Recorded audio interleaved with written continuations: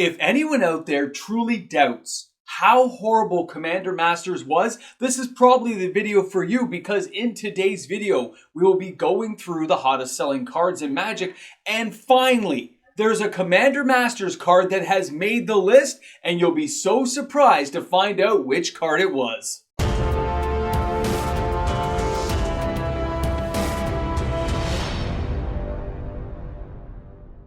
How bad is Commander Masters? That's the question everyone wants an answer to. Welcome back, everyone. MTG Moxman here, and thanks again for hanging out with me on my channel today. Before we start today's video, remember, if you enjoyed today's content, don't forget to like and subscribe to the channel. I upload daily content each and every day of the week, and of course, every new subscriber to the channel is helping me get closer to reaching the goal of 20,000 subscribers. Thanks again to everyone who's helping make that possible, watching the videos, turning on the notification bells. It's amazing. And the comments, just keep them coming, guys. It's amazing to read all these comments in the comment section. So, Commander Masters, how bad is it? How will this go down in history as a set? And what does this even pertain to when we're talking about the top 10 cards? In all the time I've been doing the top 10, every week, every Saturday, I give you guys the hottest selling cards in Magic by volume. Sheer number of sales that I can add up in a week. Commander Masters has never cracked that nut until today. One of the cards from Commander Masters is on the list today. I can't wait to show you guys in the video to see what happens with that. It's amazing to see which card made it. We can discuss it when it gets there. It's amazing. It blew my mind.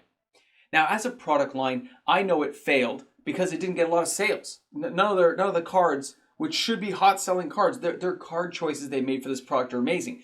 But there was never enough volume of sales due to the price point mainly, not the product line, the price point. Players just couldn't buy it. They couldn't rationalize it. It makes perfect sense to all of us who know anything about the pricing and how these products have come out in the past.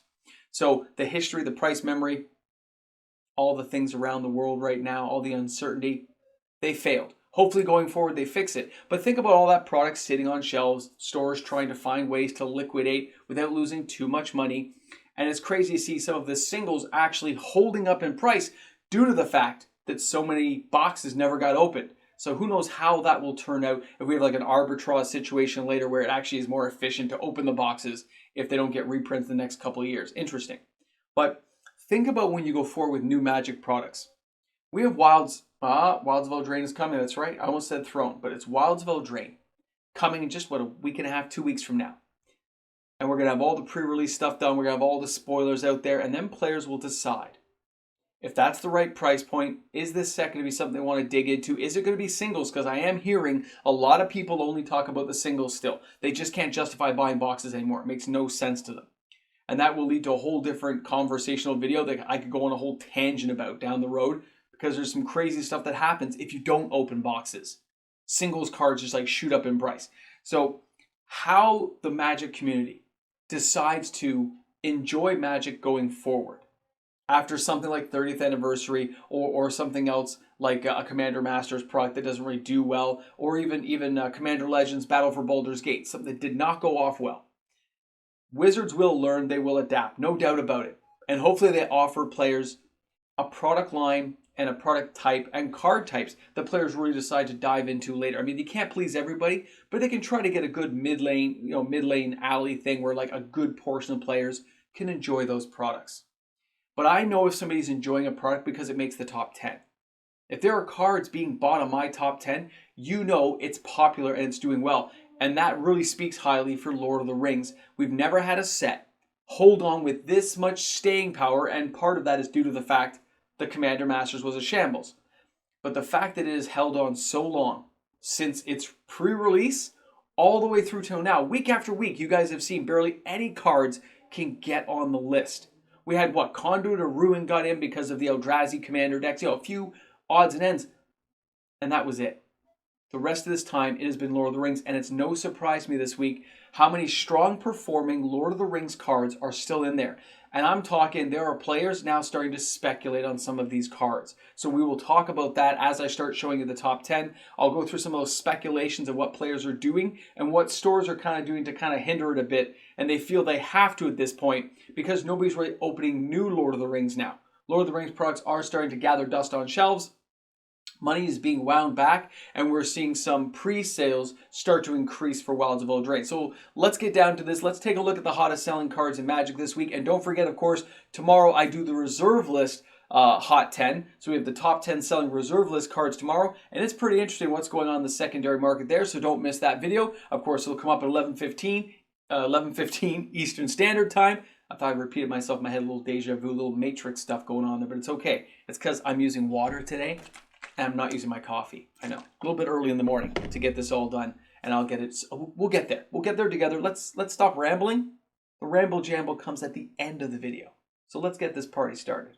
Starting out at number 10 this week is Mind's Desire from Scourge with 2,654 sales this week. Now, an unbanning is always a popular thing for a card, so this card's had a real surge in popularity since its unbanning. The average price for this card is $12.12 US. The market price is $9.68 US. Now, Scourge foils are old, which is why this foil price is actually not unreasonable at $179.96 US, and it's €1.76 to get this card to your house. It's around $15 here in Canada to get your hands on this card. If you've never seen it before, it is 2 blue, 4 generic sorcery. Shuffle your library, then remove the top card of your library from the game until end of turn. You may play it as though it were in your hand without paying its mana cost, but it does have Storm, which is why it's so powerful. When you play this spell, copy it for each spell that was played before it this turn. So think about all the ways of casting spells, really cheap, all kinds of zero casting cost craziness, and then you cast this out and you get a whole bunch of free mana costed things. An amazing card, and there's lots of broken combos you guys can look up. Great card to see. Now, number 9 this week is the Stern Scolding from Lord of the Rings, 2,930 sales. And of course, this card is fun to use, but the average price is, really cheap, which is why a lot of players can afford to just grab this card. It's 60 cents is the average. The market price is 47 cents. A foil is $3.20, and it's 60 euro, $1 here in Canada. If it's a card you're after, it does say 1 blue, and of course the Stern Scolding says counter a target creature spell with power or toughness 2 or less, making it a fairly effective early counter spell in the game. Now, number 8 this week is Sauron's Ransom. And now this card has been on the list before, but it had a real surge in sales this week, coming in with 3,302 sales. Now, the average price is $3.60 US. The market price is $3.32 US. And a foil is $4.56 US. Here we have it at €4.94 to get that card into your house. Here in Canada, it's $5 for the card. And if you haven't seen this one for a while, it is 1 black, 1 blue, and 1 generic. And of course, it says choose an opponent. They look at the top 4 cards of your library and then separate them into a face-down pile and a face-up pile. Put one pile into your hand and the other into the graveyard, and the ring tempts you. What a great card. Great. Just the idea of that is great. All right, let's go ahead. Let's take a look at the number 7 card this week, and that's right, the Lembas Bread is still here with 3,403 sales this week. Now, Lembas Bread has an average price of 25 cents. The market is 17 cents. A foil is only 49 cents, and it's 31 cent euro to get that card in your house. It's 75 cents here in Canada. But 3,403 sales is a lot, and there's a reason for it. This is a 2 generic artifact food. But it says when it comes into the battlefield, you get to scry 1 and then draw a card. That's like certain spells we've seen back in the day, except for this can fit into any deck. Any commander deck can use it. And there are ways of bouncing this and causing recursion effects. Now, it also says sacrifice the Lembas Bread and you gain 3 life. So it's got a little side ability. But look at the bottom power as well. When the Lembas Bread is put into the graveyard from the battlefield, its owner shuffles it into their library. Guys, this thing is a multi-ability common artifact. How can people not love this card? Which apparently a lot of people do because it's been selling cards in the thousands. Now, the number 6 card is Oliphant.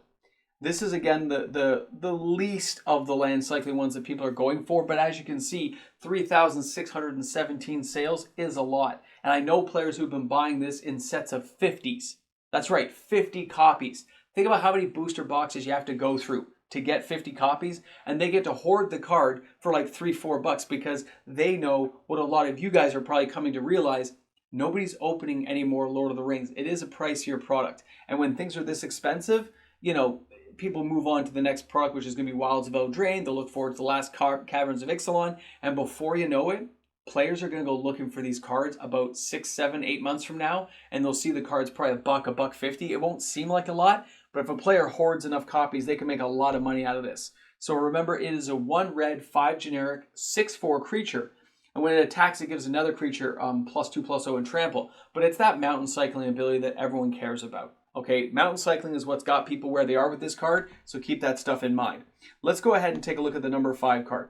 This is Entish Restoration. We've talked about this since spoiler season. It's $1 for the card. The market's $1. The average is $1. A foil, $2.25, and it's 34 euro to get this card to your house. Here in Canada, it's around $2.50 Canadian. Now, the Entish Restoration is 1 green, 2 generic. It's an instant. It says sacrifice a land. Search your library for up to 2 basic land cards and put them onto the battlefield tapped. Then shuffle. If you control a creature card with power 4 or greater, instead, search your library for up to 3 basic land cards. Think about the Terra Stomper and all these kind of crazy cards that you can mix this with. There's a lot of low-level casting cost, 4 or greater power creatures. There's lots of ways to get tons of mana into play and even bringing back the mana that you sacrifice. This card is a very powerful staple card that players are using. Now, number 4 is what you've all been waiting for. Here we have Sol Ring, borderless from Commander Masters Extras. 3,721 sales. I had a surge of sales last week, carried right into this week. Average price is $7. The market is $5.95. The foils are $21.67 US. It is €5.60 to get this card to your house. $15 here in Canada, and every store I checked had it sold out. So what are we talking about, guys? This is a card from Commander Masters, which has some pretty cool artwork that a lot of players wanted to get their hands on. But we all know Sol Ring has been reprinted into oblivion. This is just another facial treatment of a reprint card that players can appreciate and enjoy. Does this mean, though, that it's truly rare or hard to get? If you guys recall, I opened up a whole bunch of collector boxes. I got 2 of these. Out of all those collector boxes, I got 2.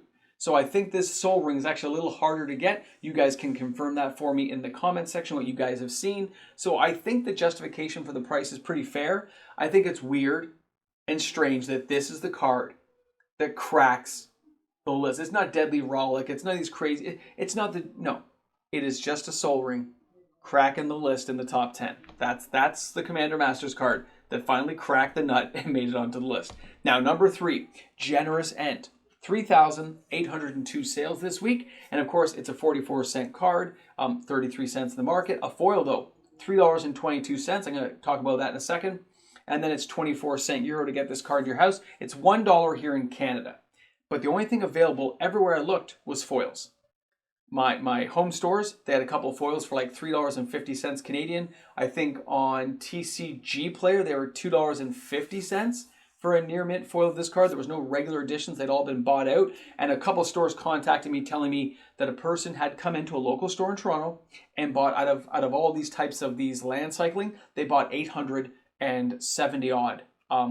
Was the last count I got. I'm not looking at the paperwork right now, but it was 870. Not just of Generous End, but all of the land cycling cards from this set. They just came in and cleaned them out, and they ended up having to like say no to some of it. So they had a little over 1,000 something. The person did try to buy them all, and they said they wouldn't sell them all to them. They wanted to see what would happen if ever players needed them. They wanted some available inside the store for other players to enjoy. So they did kind of hold back and not sell everything they had. Very interesting stuff. Okay, I mean, all these land cycling cards are going totally crazy, as we've been discussing in this video. Crazy stuff. Now let's go ahead and take a look at the number 2 card, and that is the Troll of Khazad-dûm. And again, same thing. 3,820 sales this week, and of course you can see this card is starting to rise in value. Like we discussed last week, I told you guys it would go higher, and here it is rising up. The sales, just they're forcing the price up. So it's $1.06 for the average. The market is $1.20. A foil, $3.46. Again, they're hard to find in regular copies right now. The only thing available is foils. And of course, it's 33 euro to get this card to your house. Don't buy into the FOMO, guys. I think it's better just to wait. I keep thinking that maybe even I should buy more. I have a playset of each one. That's what I bought for myself. I told you guys that. I'm looking at this card now and I go, I just don't think, if there's a few people speculating and holding mass quantities of this card, I think it's best just let it sit and see what the market does. I can't see the Wizards won't let it get too high. Now let's go to number 1. Number 1 this week, Lorien revealed. Yeah, 4,210 sales. And this card, as I discussed last week, this card shot up in price. Okay, this thing used to be, what we say, like $1 a few weeks ago, and now it's like the $4 mark for a common. This is like Deadly Dispute all over again. I don't like commons going this high in price, where they're more expensive than rares in the set. That means Wizards will rush to reprint this card. Now, the average price is $3.98. The market, $2.78. A foil is $7.81. €1.27 to get this card to your house. Here in Canada, $7 sold out. Foils available for around $14. $14 for a common. Keep this stuff in mind, guys. Again, it's the draw 3 cards, but it's the land cycling that people care about. Guys, this is really starting to, it makes me wonder what will happen. We saw this with Deadly Dispute, where the card shop's like $3, 3 and change, and they rushed it out to Baldur's Gate, but not a lot of people bought it. And then, of course, things moved on. But the prices of some of these cards, when you see commons this price, at this price level, I don't think that's sustainable. I think eventually people just kind of go, nope, I think I'll wait and see what happens. Wizards will get around to reprinting this if it goes too high. They'll see equity there and they will dive right in. Either way, it's interesting to see. So thanks a lot for hanging out.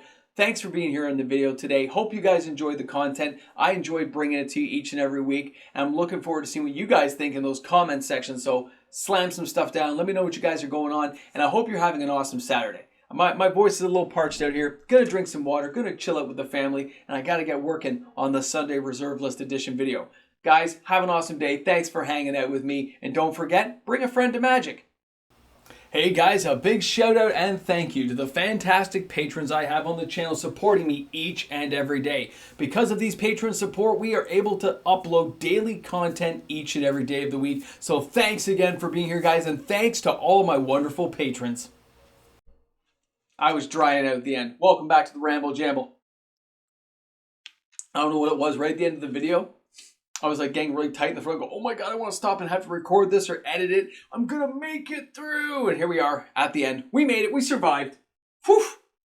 That was crazy. Now, guys, I did warn people in the Discord and I sent some stuff out to the channel members on my YouTube channel membership thing. Those sales are crazy. Some of the volume we're seeing for some of the stuff. And some of the stores are actually, saying, no, you can't buy that many because it's too many. And they're not cracking new boxes either. So if prices go up, they want to catch the upswing of the prices. They want to catch it on the way up. Because some of these cards, like the Lorien Revealed, they've been that way for a while. It's been cruising up. And we knew that from the beginning. We said, look how popular it's becoming. When you see trends like that and nobody's really mentioning it, why?